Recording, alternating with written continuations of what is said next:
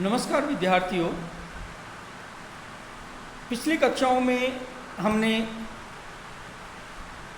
भारतीय संघ व्यवस्था में केंद्र राज्य संबंधों की चर्चा की, जिसमें हमने विधायी संबंध, जिसमें हमने प्रशासनिक संबंध, जिसमें हमने वित्तीय संबंधों की बात की।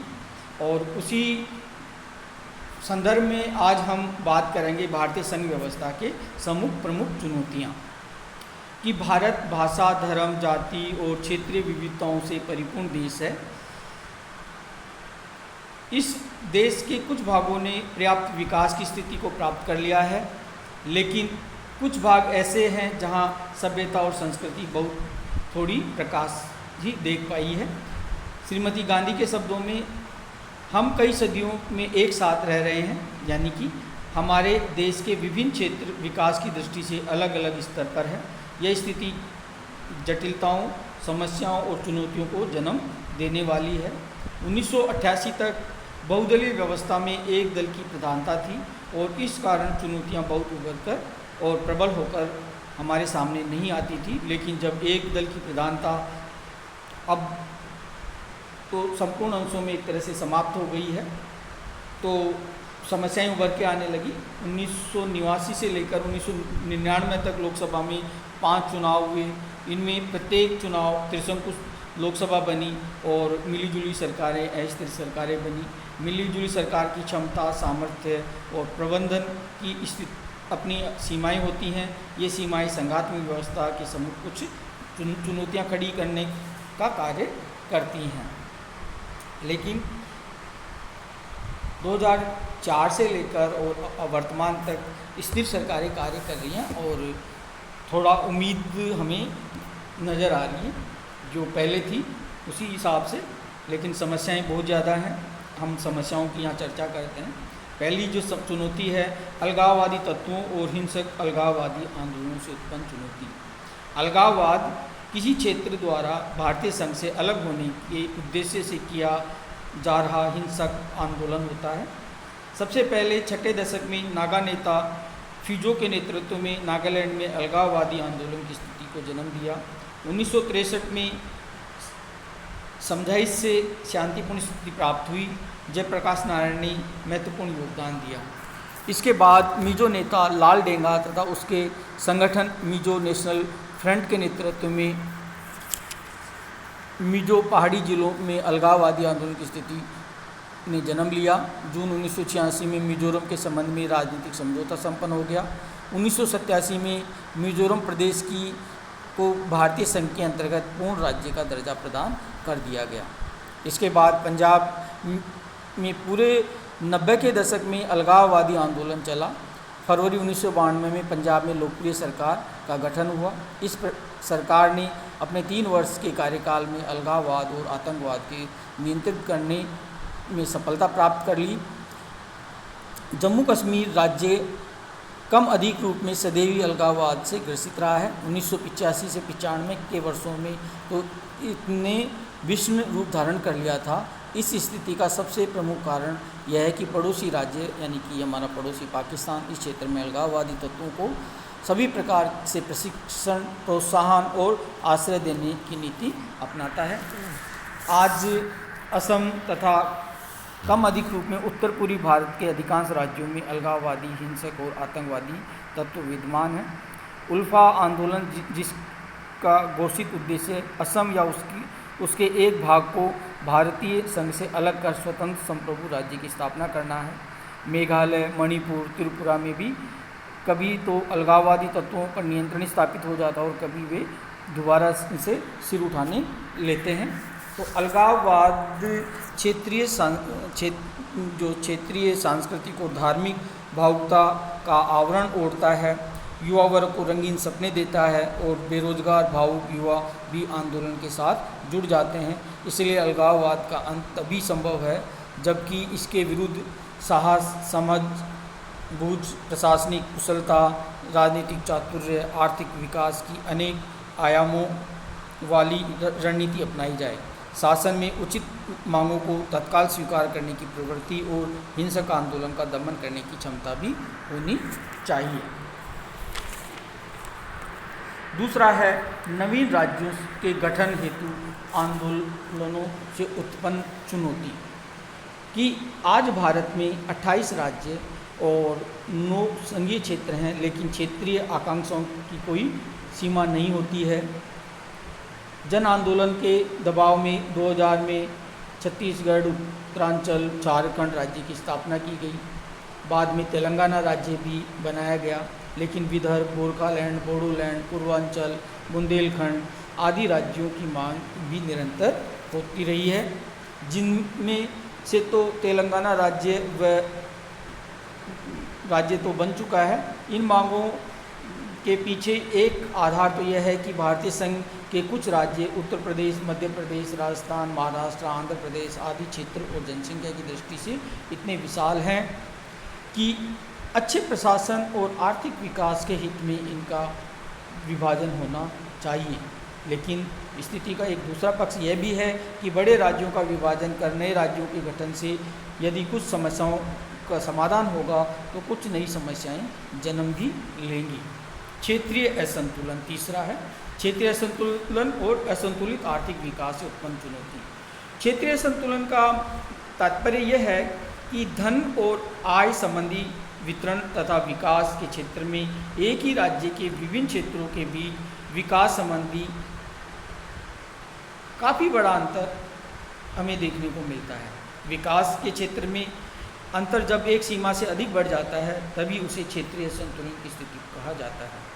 पंजाब, हरियाणा, महाराष्ट्र विकास की दृष्टि से आगे हैं, लेकिन दूसरी ओर बिहार, यूपी, एमपी, छत्तीसगढ़, उत्तरांचल जैसे राज्यों में स्थिति प्रति व्यक्ति आय पंजाब और हरियाणा आदि राज्यों की तुलना में लगभग आधी है। महाराष्ट्र में विदर्भ का क्षेत्र पिछड़ा हुआ है, तो मध्य प्रदेश का राजनीतिक दृष्टि से जनजातीय जो बहुल क्षेत्र है उसका वो भी काफ़ी पिछड़ा हुआ है। छत्तीसगढ़ में बस्तर, तो बिहार में छोटा नागपुर और उत्तर पूर्वी भारत के अनेक क्षेत्रों में ऐसी स्थिति हमें देखने को मिलती है। क्षेत्रीय असंतुलन की एक अन्य स्थिति हमें गांव और शहरों के विकास में अंतर भी देखने को मिलता है। तो भारतीय क्षेत्र में असंतुलन की जो हमने चर्चा की, तो ऐसे में 3 स्थितियां हमारे सामने आई। एक आई भारतीय संघ के विभिन्न राज्यों में विकास का अंतर, जैसे पंजाब विकसित है तो आपका छत्तीसगढ़ बहुत कमज़ोर राज्य है, बिहार कमज़ोर राज्य है, तो ये होगा राज्यों के में विकास का अंतर है। दूसरा, एक ही राज्य के विभिन्न भागों में विकास का अंतर है, जैसे अभी हमने बताया कि छत्तीसगढ़ के बस्तर में, बिहार के छोटा नागपुर में, तो जो मध्य प्रदेश है उसकी जनजाति जो बाहुल क्षेत्र है वो बहुत पिछड़े हुए हैं, महाराष्ट्र का विदर्भ क्षेत्र बहुत पिछड़ा हुआ है। तो इस तरह से हम अंतर देखते हैं। तीसरा है गांव और शहरों के बीच विकास और जन सुविधाओं का अंतर, कि गांव और शहरों के बीच विकास और जन सुविधाओं का बहुत बड़ा अंतर हमें देखने को मिलता है। तो गांव तो बहुत पिछड़े हुए हैं, शहर बहुत आधुनिक हो रखे हैं। गांव में न मेडिकल सुविधा है न शिक्षा का, तो शहरीकरण की तरफ लोगों का रुझान बढ़ता जा रहा है, जिससे क्राइम भी काफ़ी बढ़ रहे हैं। तो क्षेत्रीय असंतुलन की स्थिति को दूर करने के लिए मुख्य सुझाव हम बता सकते हैं, कुछ बहुत सारे हो सकते हैं आपकी दृष्टि में। जैसे पहला है, समस्त भारतीय संघ में पिछड़े हुए राज्यों और राज्यों के पिछड़े हुए क्षेत्रों की पहचान की जानी चाहिए, और अब साधनों का विनियोजन पिछड़े हुए राज्यों और राज्यों के पिछड़े हुए क्षेत्रों में किया जाना चाहिए। कि पिछड़े हुए जो क्षेत्र उनकी पहले उनको चिन्हित करें, और चिन्हित करके उनका विकास करने का एक नियोजित तरीका, एक प्लान तैयार करें, जिससे वो भी एक अपने राज्य में बराबर का स्तर प्राप्त कर सकें। दूसरा, पिछड़े हुए क्षेत्रों के विकास के लिए विशेष क्षेत्रीय विकास कार्यक्रमों का आयोजन किया जाना चाहिए। तीसरा है, राष्ट्रीय बजट का 2/3 भाग गाँवों पर खर्च किया जाए, क्योंकि गाँव आज भी बहुत पिछड़े हुए हैं। निजी क्षेत्र पिछड़े हुए क्षेत्रों में निवेश करें, जिससे कि पिछड़े हुए क्षेत्रों का भी विकास हो। चौथा है, राज्यों के लिए अधिक स्वायत्तता की मांग से उत्पन्न चुनौती, कि राज्य स्वायत्तता और विशेष रूप से वित्तीय क्षेत्र में एक सीमा तक राज्य स्वायत्तता का औचित्य है। राज्य स्वायत्तता से राज्यों में उत्तरदायित्व की भावना विकसित होती है। वे अपनी आय से अधिक स्रोत ढूंढेंगे और उनमें केंद्र पर निर्भर रहने की प्रवृत्ति कम होगी। आज कई राज्य अनावश्यक खर्च बढ़ाते जा रहे हैं क्योंकि वे जानते हैं कि अंत में केंद्र सरकार ओवरड्राफ्ट अनुदान आदि के माध्यम से उनकी मदद कर देगी। पांचवा है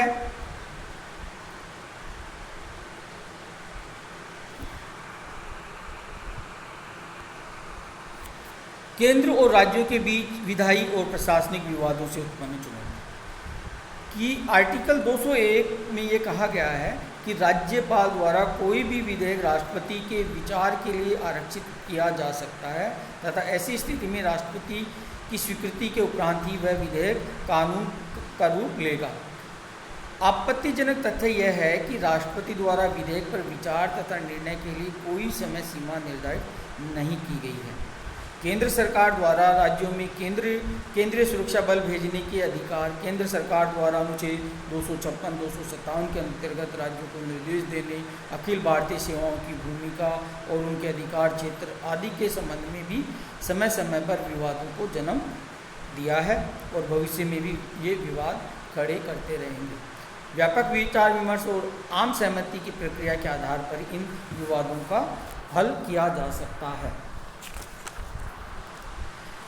छठा है राज्यों के बीच परस्पर विवादों से उत्पन्न चुनौती। कि राज्यों के बीच जो प्रमुख दो विवाद हैं वो दो महत्वपूर्ण, एक जलीय विवाद, एक सीमा विवाद। अब तक जलीय विवादों का कुछ मैं उदाहरण यहाँ देके बताना चाह रहा हूँ आपको।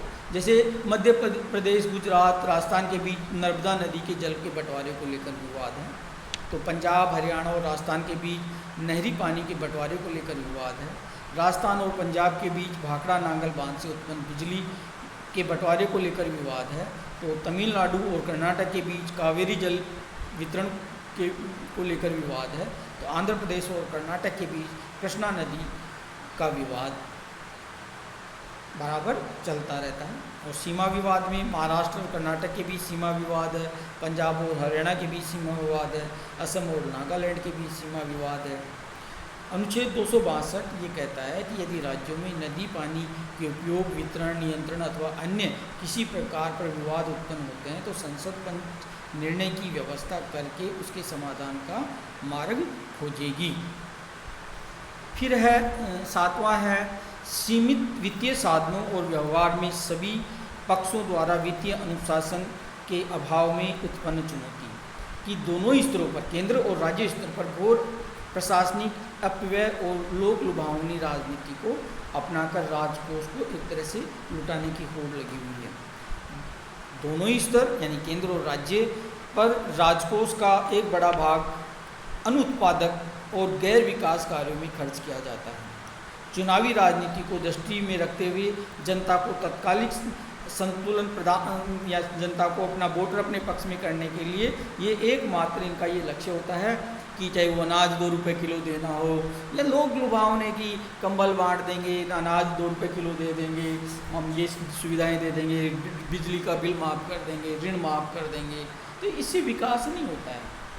विकास होता है, इससे तो राजकोष से घाटा ज़्यादा होगा। विकास होता है उनको कोई अवसर प्रदान करें। तो ये चीज़ें चुनावी स्टंट नहीं होनी चाहिए। आठवां और अंतिम जो है राज्यपाल का पद तथा अनुच्छेद 356 के अप्रयोग से उत्पन्न चुनौती। कि राज्यपाल का पद शुरू से ही विवाद का रहा है। मैंने पहले आपको प्रशासनिक संबंधों में भी बताया था कि राज्यपाल के जैसे अभी आपने राजस्थान की स्थिति में देखा होगा कि कैसे सचिन और गहलोत के टकराव के बीच में राज्यपाल जो बीजेपी समर्थित है उसने क्या भूमिका निभाई। तो आपने मध्य प्रदेश के राज्यपाल के बारे में देखा होगा, आपने महाराष्ट्र के राज्यपाल को देखा, आपने कर्नाटक के राज्यपाल को देखा होगा। तो ये स्थिति हमें देखने को मिलती है।